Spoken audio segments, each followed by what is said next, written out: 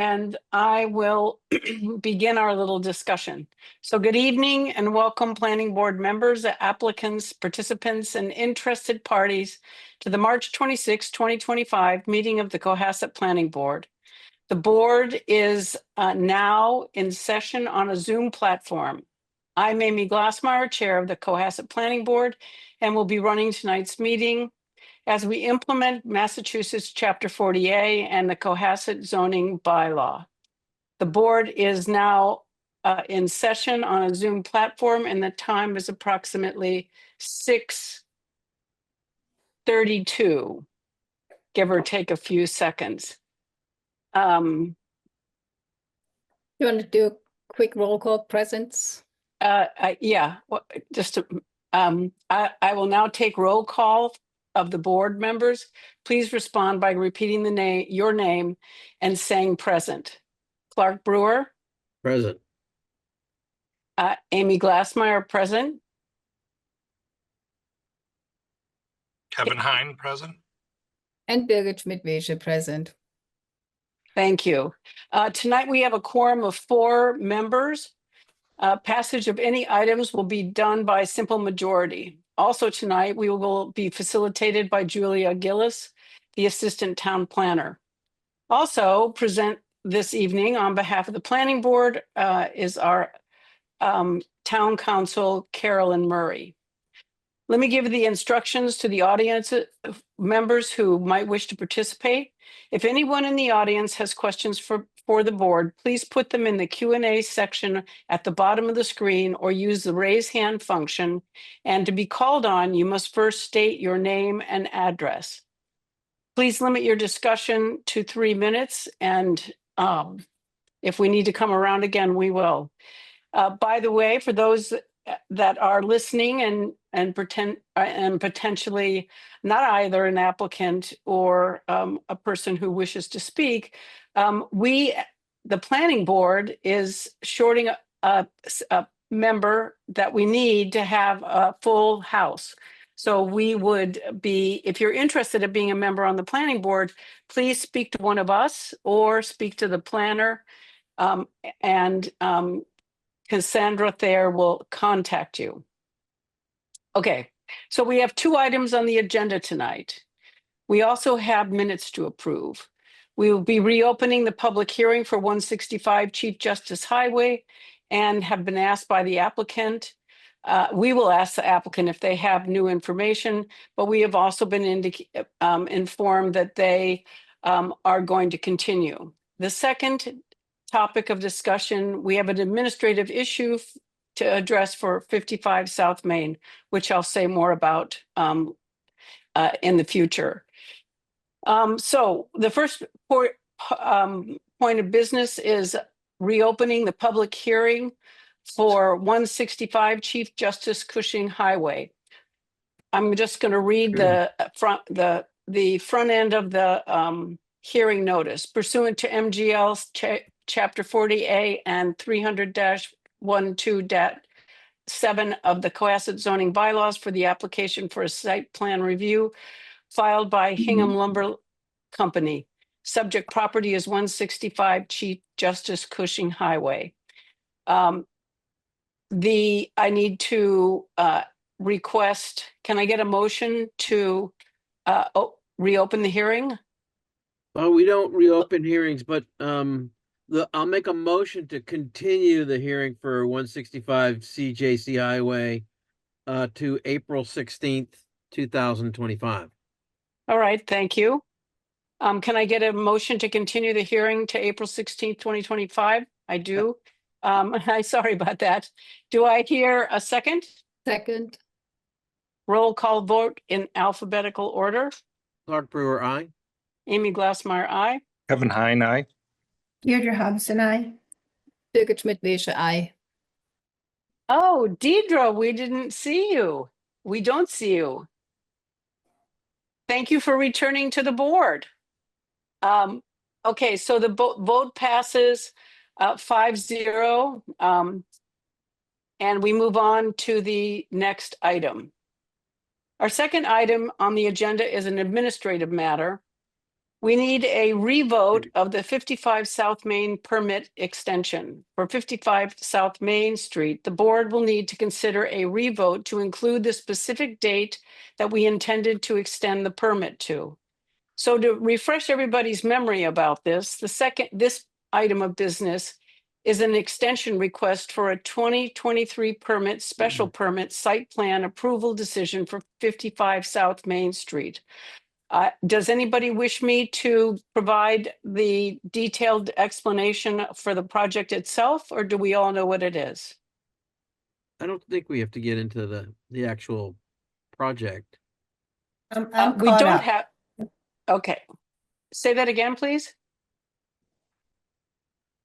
I'm all caught up. I'm okay. Okay, now. great. So basically where we're at is Cassandra was alerted due to section 280B-1 of chapter 238 of the Acts of 2024, informally known as the Permit Extension Act. The board can opt to extend the permit to 2028 or can vote to verify the Leeds Act extension of 2 years, which would bring the permit to 2027. So the bottom line is, when we were addressing this issue initially, we voted for 1 year of an extension. The law changed, and the applicant's project is automatically provided with a 2-year extension. The problem that we have is because we initially voted for a 1-year extension, it could be the case that the applicant could think that because we had accepted the single year extension, that if we were to abide by the Permit Extension Act, they would actually have an additional year that would be a total of 3 years. So what we want to do is to discuss whether or not we want to follow the Permit Extension Act and accept the 2-year extension, or do we want to add the 1-year extension to the 2-year extension? Carolyn, would you like to further elaborate on this? No, I think you covered it, Amy. The only thing that I guess I would say is that when the Permit Extension Act went into effect, it applied to permits that had to be in effect during a certain period of time, which this one was. And the 2 years, or the way the statute was written, gets added on to whenever that pending approval expires. So if you granted a 1-year extension, it's going to get an additional 2 years added on. So if your intent was, well, we want to just extend it to give them more time, you could just say, look, by operation of the Permit Extension Act, you get 2 more years on this. If you're feeling particularly generous and you want to give them a 3rd year, I think it was just important to clarify your vote so that everyone understands what the new deadline will be for them to act on that special permit. All right. So is there discussion about this, Clark? Yeah, I just wanted to make the point that I think the applicant, who's a new owner of the project, didn't know that there was a Permit Extension Act that applied to his project, nor did we when we voted for the 1-year extension. So, I mean, I really think, since the Permit Extension Act provides a 2-year extension, we provided a 1-year extension. Why don't we just rescind that? Because it's possible that the applicant might need an additional extension in the future, and I don't think we want to. I think it wouldn't be helpful to the project for the applicant to lose our ability to extend that deadline if we were to need to in the future. So my recommendation would be to rescind our 1-year extension that we provided and let the applicant use the 2-year additional time under the Permit Extension Act. All right, Birgit? Yeah, I agree. And I mean, the original discussion was for a 1-year extension. With the Extension Act, they get already 2 years, right? Again, they already get double than what they had been asking for. And I think we should, kind of cap it at that, because there is affordable housing involved as well, that are supposed to be built there. And I think, the sooner we get going on all of this, the better. So I would also say, like, the Extension Act, kind of does a good job in covering the necessary time frame. All right, thank you. Kevin, Has the applicant been made aware of us reopening this and putting forth a final decision on this in light of this new information, and had an opportunity to opine on what they want? my understanding is yes. And what is their preference? Actually, I don't have any comment. So Let me yes, ask they have been it- they've been notified of this and they're not here to tell us what they want? Well, I prefer?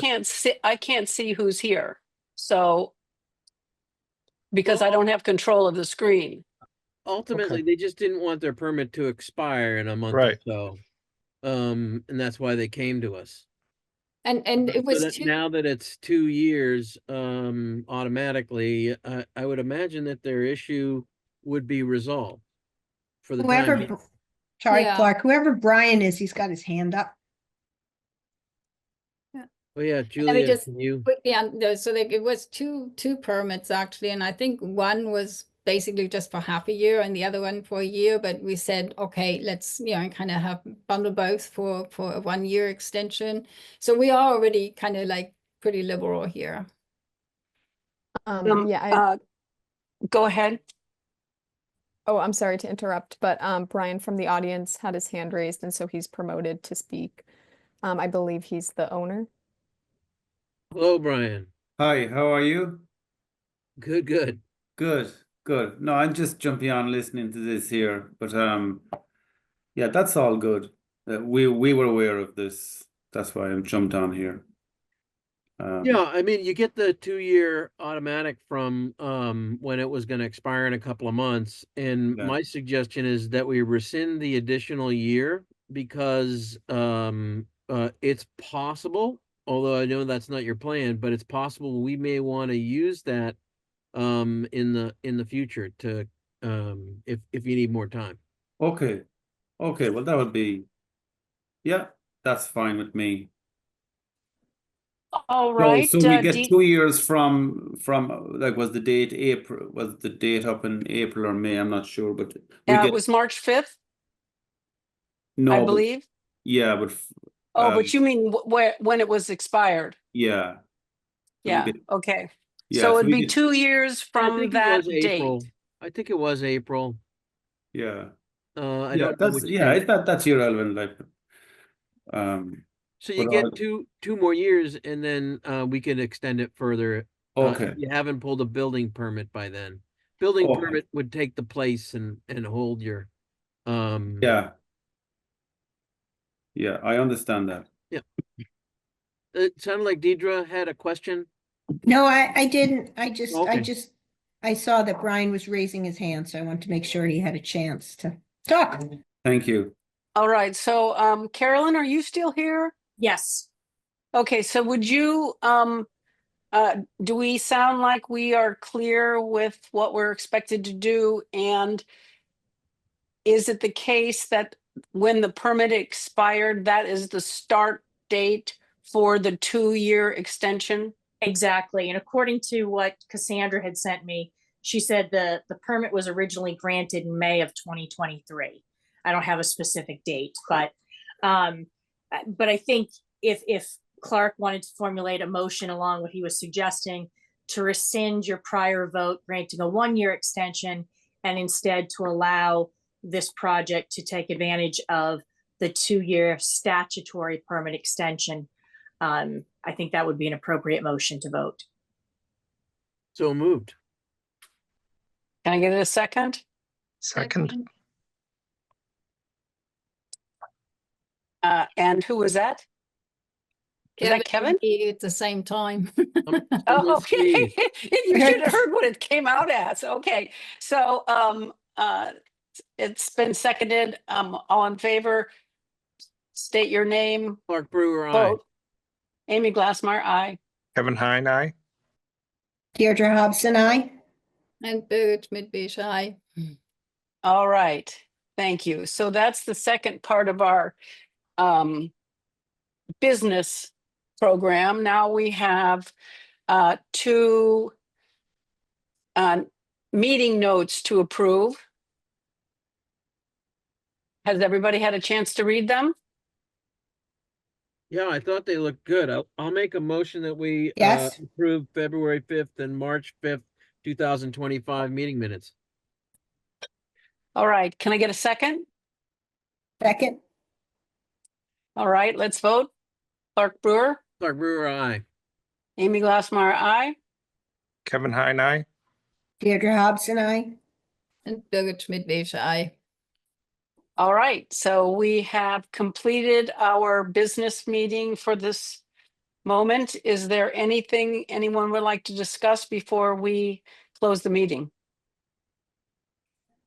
We have an upcoming meeting that would be that's required to be in person. Can we just clarify the date of that?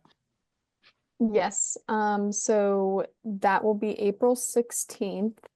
And Cassandra just wanted me to remind you that it will be in Chief person Justice Highway. at Wilcott Commons on the second floor in the sail loft. The start time will be 6:30 per usual. And that is pending the law allowing virtual meetings. That is set to expire March 31st. That has not yet been extended or potentially not. So the public hearing needed to be advertised for that date. So does So anyone this have any could questions? potentially be the beginning of all in-person meetings? If I can jump in We'll here, have to. Yeah, I was gonna say, I don't think that's gonna happen. The legislature is actually debating a 2-year extension to our prior 2-year extension to allow remote meetings to continue.